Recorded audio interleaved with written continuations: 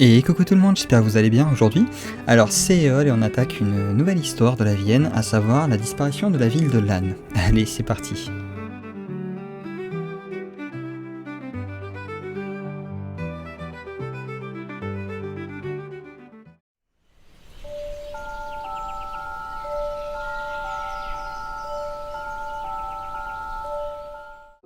Nous avons déjà pu voir dans nos histoires la disparition de cités et de châteaux.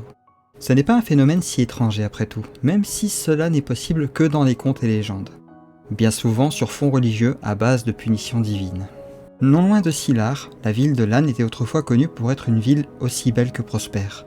Tout le monde semblait bien portant, et comme vous vous en doutez déjà, ce n'était bel et bien qu'une façade, car sinon, la ville serait encore à sa place. Selon la légende, le dieu unique était de passage dans notre monde, déguisé sous les traits d'un mendiant. Il aimait voir les âmes les plus nobles capables de lui céder un bout de pain ou autre nourriture, mais punissait tout aussi bien les personnes qui lui refusaient sa demande. Dans la ville de Lannes, il alla tout d'abord voir les plus riches, et le verdict fut sans appel. On se rit de lui, et tous se plurent à l'envoyer paître, lui refusant alors toute forme de charité.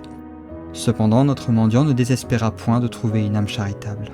Il tomba alors sur une veuve pauvre qui fut contrainte de lui refuser le pain, mais pas pour les mêmes raisons.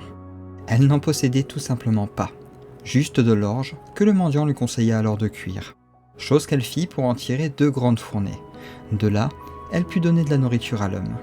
C'est alors que ce dernier lui conseilla de quitter la ville, elle et ses 2 filles.